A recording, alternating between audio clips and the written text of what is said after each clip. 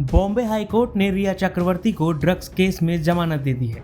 बुधवार को अपने फैसले में कोर्ट ने रिया चक्रवर्ती के साथ ही दीपेश सावंत और सैमुअल मिरांडा को भी बेल दे दी, जबकि रिया के भाई शौविक चक्रवर्ती और ड्रग पेडलर अब्दुल बासित परिहार की जमानत याचिका खारिज कर दी गई।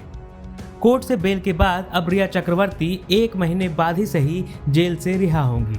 हालांकि कोर्ट ने रिया के सामने एक शर्त भी रखी है।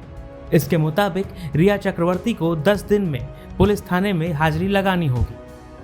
कोर्ट ने 2 अक्यूज की बेल रिजेक्ट की है और 3 लोगों को बेल ग्रांट कर दी है, जिसमें रिया, दीपेश और सैम्यूल है, उनको बेल अलाउ हो गई है विद कंडीशंस। और 2 लोगों है जिनकी रिजेक्ट कर दी है, वो शोविक है और एक जहीद विस्तार करके, उन 2 लोगों की बेल, अब्दुल बासित, उनकी 2 लोगों की बेल रिजेक्ट कर दी गई है। एजी ने उसके ऊपर स्टे मांगा है, पर कोर्ट ने एक एडिशनल कंडीशन दे के 10 दिन तक के हमें पुलिस स्टेशन अटेंड करना पड़ेगा, वो कंडीशन लगा के स्टे रिजेक्ट कर दिया है एजी का ये मैटर में। और कोर्ट ने ये भी हेल्ड कर दिया है कि जितने एनडीपीएस के सेक्शंस है वो सारे नॉन बेलेबल है।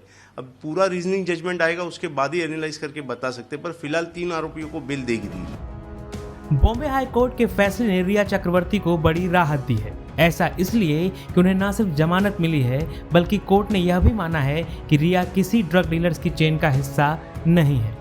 अपने फैसले में कोर्ट ने कहा है कि स्पेशल कोर्ट के जज ने यह टिप्पणी की कि रिया दूसरे लोगों और सबूतों को क्षति पहुंचा सकती है, जबकि ऐसे किसी अवलोकन की कोई जरूरत नहीं थी। यहाँ यह बात गौर करने वाली है कि जब याचिकाकर्ता को कोर्ट के सामने रिमांड के लिए लाया गया तो जांच एजेंसी ने उसकी कस्टडी नहीं मांगी। इसका मतलब है कि एजेंसी अपनी पूछताछ से संतुष्ट है और याचिकाकर्ता ने जांच में पूरा सहयोग किया है। बॉम्बे हाईकोर्ट ने अपने फैसले में आगे लिखा है, जांच में याचिकाकर्ता या सुशांत सिंह राजपूत के घर से कोई ड्रग बरामद नहीं हुआ। यह उनका अपना मानना है, यह उनका अपना केस है कि आरोपी ने ड्रग्स लिए हैं और इसमें कोई बरामदगी नहीं हुई है। ऐसे में इस मौके पर यह फिलहाल कुछ भी ऐसा दिखाने को नहीं है जो साबित करे कि याचिकाकर्ता ने कोई गुनाह किया है या वह अवैध व्यापार में शामिल है। बहुत से बहुत यह तर्क है कि वह अवैध व्यापार में शामिल है, लेकिन इसमें धारा 37 के तहत ऐसे पदार्थ की बरामदगी नहीं हुई है।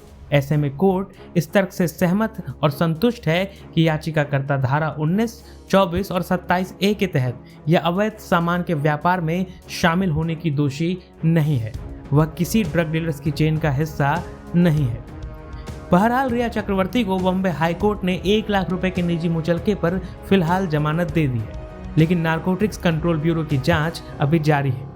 ऐसे में यदि आगे फिर से रिया का नाम मामले में सामने आता है तो एनसीबी रिया की रिमांड चाहेगी। दूसरी ओर सीबीआई की जांच भी अंतिम चरण में है। यदि वहां भी रिया के खिलाफ कोई सबूत मिलते हैं तो वह वापस जेल जा सकती है। Bureau report, Navbharat times.